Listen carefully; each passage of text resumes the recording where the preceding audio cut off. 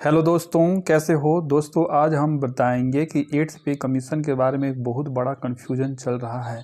वह एक कन्फ्यूजन है कि क्या जो सेवानिवृत्त जो कर्मचारी हैं जो ऑलरेडी रिटायर्ड हो चुके हैं उनको क्या 8वीं वेतन आयोग का फ़ायदा मिलेगा या नहीं। क्योंकि बहुत सारे न्यूज़ चैनल वाले दिखा रहे हैं, बहुत सारे यूट्यूब में भी ये बता रहे हैं, कोई बोला है मिलेगा, कोई नहीं मिल रहा है। तो वो क्या है, और जो वित्त मंत्री निर्मला सीतारमण जी हैं तो उन्होंने इसके बारे में क्या बताया, उन्होंने जो बताया उसी को आप ऑफिशियल मान सकते हो। ठीक है ना। तो चलिए वीडियो स्टार्ट करते हैं। तो आप शुरू से अंत तक देखिएगा। तो यह न्यूज़ का कटिंग है, इसमें भी आप देख सकते हैं कि एट्थ पे कमीशन के बारे में है कि confused on whether retired employee will not get DA hike.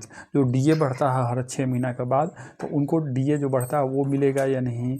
उसके अलावा जो पे कमीशन जो 8वां वेतन आयोग आएगा उसका बेनिफिट मिलेगा या नहीं। तो ये दोनों के बारे में जो भी डाउट है तो आपके सारे डाउट क्लियर कर देंगे। तो इस जो न्यूज़ है तो उसका जो इम्पोर्टेंट पॉइंट है उसे मैंने हाईलाइट कर लिया है। ठीक है ना। तो आप यहाँ देख सकते हैं कि confusion on no more DA hikes और pay commission benefits under finance act 2025। तो जो फाइनेंस एक्ट 2025 है उसमें के अनुसार नहीं मिलेगा, ऐसा लोग कन्फ्यूजन उड़ा रहे हैं। ठीक है ना, मतलब कि अफवाह फैला रहे हैं। ठीक है ना। तो उसके बारे में आपको पूरा डाउट क्लियर कर देंगे। ठीक है ना। तो यहाँ पर ये कन्फ्यूजन कहाँ से इराइज होता है, कहाँ से ये कन्फ्यूजन इराइज होता है वो पहले बताऊँगा। तो आप यहाँ देख सकते हैं कि द अपोजिशन पार्टी, जो अपोजिशन में पार्टी है Congress, claimed that there is a hidden agenda of the central government regards to latest amendment in finance bill rules for pension। तो पेंशन के रिगार्डिंग एक फाइनेंस बिल आया है तो उसमें कुछ अमेंडमेंट हुआ है, तो उसी के बारे में जो अपोजिशन पार्टी का है कांग्रेस, तो उसने अपना बोला कि गवर्नमेंट ने कुछ अमेंडमेंट किया है और उसके बाद वह जो डीए बढ़ती है 6 महीना के बाद, और दूसरे अलावा जो 8वां वेतन आयोग आएगा उसका फ़ायदा जो रिटायर्ड कर्मचारी हैं उनको नहीं मिलेगा। तो उन्होंने क्या आरोप लगाया, the opposition is alleging that the centre could deny the benefits of eighth pay commission to those who retired before January 2026। यानी जनवरी 2026 में तो आपको पता ही है कि लागू होना है 8वां वेतन आयोग। तो उससे पहले जो लोग रिटायर हो चुके हैं उनको 8वां वेतन आयोग का फ़ायदा नहीं मिलेगा। यह कौन आरोप लगा रहा है, ये आरोप लगा रहा है कांग्रेस। ठीक ना। तो उसके रिप्लाई में निर्मला सीतारमण जी ने क्या बताया वो भी मैं आपको बताऊँगा। यहाँ पर देख सकते हैं द अपोजिशन क्लेम्स एक्रोश arose after Lok Sabha passed validation of the CCS pension rule and principle for expenditure on pension liabilities from the Consolidated Fund of India under Finance Bill 2025 on March 25 मार्च 2025 को यह पास हुआ था। ठीक ना। तो bill, तो उसके बाद कांग्रेस ने आरोप लगाया कि यह जो बिल पास हुआ है इसमें जो अमेंडमेंट हुआ है, ठीक ना, तो उसके बाद जो रिटायर्ड गवर्नमेंट एम्प्लॉई हैं उनको 8वां वेतन आयोग का फ़ायदा नहीं मिलेगा, जो जनवरी 2026 से पहले रिटायर हो चुकेंगे। ठीक है ना। तो the bill that was passed set the validation legislation validates the principle that without prejudice to the pension rules, the central government has the authority to establish distinction among pensioners as a general principle, and that a distinction may be made or maintained amongst the pensioner, which may emend from the accepted recommendation of the Central Pay Commission, and in particular the distinction may be made based on the date of retirement. यानी जो date of retirement है उसके आधार पर, आपको पता ही कि पहले भी क्या होता था कि एक पार्टिकुलर डेट था, उसके आधार पर उससे पहले जो रिटायरमेंट हुआ है उसको मिलेगा बेनिफिट, उसके बाद का नहीं मिलेगा, ऐसा कुछ था। तो उसी के बारे में बता रहा है। The legislation has been made effective from 1/6/1972। तो जो पेंशन भी मिलता है तो CCS पेंशन रूल 1972 के तहत मिलता है ना, तो इसके बारे में ही है। तो ये जो आरोप लगाया गया कांग्रेस के द्वारा कि जो जनवरी 2026 से पहले रिटायर होंगे उनको नहीं मिलेगा इस बिल के अनुसार, जो बिल अमेंडमेंट हुआ है उसके अनुसार। ठीक है ना।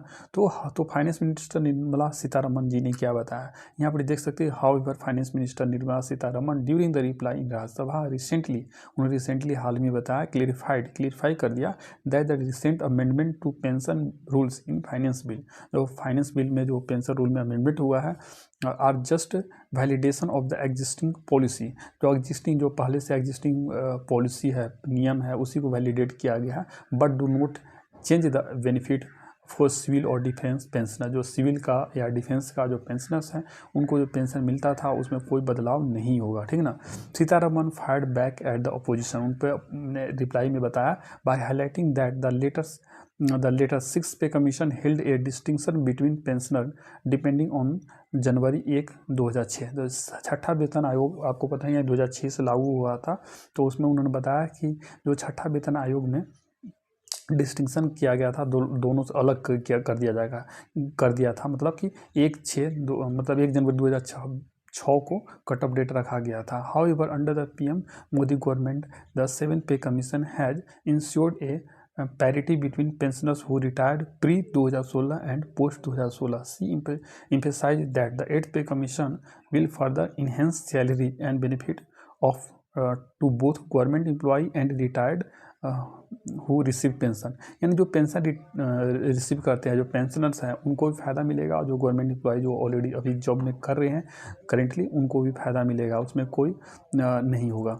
हाँ, ये है कि 2016 से पहले जो रिटायर हो चुके थे, 2016 से पहले, उनको हो सकता है उनको बेनिफिट नहीं मिलेगा, ठीक है ना।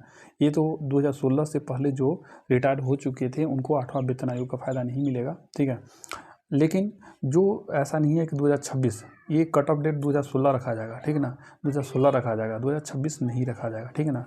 और यह न्यूज़ का कटिंग है दोस्तों, तो इसे ऑफिशियल ना माना जाए। जब तक ऑफिशियल कुछ नहीं आ जाता तब तक आप नहीं मान सकते कि क्या होगा, ठीक है ना। यह बस न्यूज़ वगैरह में चल रही है, ठीक है ना। और जो 8वां वेतन आयोग आएगा तो उसमें आपका फिटमेंट फैक्टर होता है। तो फिटमेंट फैक्टर कितना हो सकता है, तो मिनिमम 1.92 रहेगा, ठीक है ना, और मैक्सिमम 2.86 जा सकता है, ठीक है ना। मान सकते हो कि अप्रॉक्स 2 के अराउंड फिटमेंट फैक्टर रहेगा। तो अगर आप मान लेते हैं फिटमेंट फैक्टर 2 रहेगा, तो जो मिनिमम बेसिक सैलरी अभी लेवल 1 में स्टार्टिंग 18,000 होता है, तो उसको 2 से मल्टीप्लाई कर दोगे तो स्टार्टिंग मिनिमम बेसिक सैलरी 36,000 हो जाएगा, 36,000 हो जाएगा, ठीक है ना। अगर 2.86 हो जाएगा तब और ज़्यादा हो जाएगा, ठीक है ना। तो आप 2.86 से 18,000 मल्टीप्लाई करके देख सकते हो, जो भी होएगा वो हो जाएगा, ठीक है ना। तो सैलरी में बहुत बड़ी हाइक होगी, ठीक है। और यह जो आपका कन्फ्यूजन था 2026 वाला, तो ये तो क्लियर हो गया होगा कि 2026 से पहले जो रिटायर्ड हो चुके हैं उनको भी मिलेगा, लेकिन हो सकता है 2016 के पहले जो रिटायर्ड हो चुके हैं उनको आपको 8वां वेतन आयोग का फ़ायदा नहीं मिल पाएगा, ठीक है। तो इस वीडियो में बस यही बताना था। तो अगर आपको वीडियो पसंद आया तो इसे लाइक करें, चैनल को सब्सक्राइब करें and share this video to your friends and relatives, and comment करके जरूर बताना कि अगला वीडियो आपको कौन से टॉपिक पर चाहिए। Thank you friends.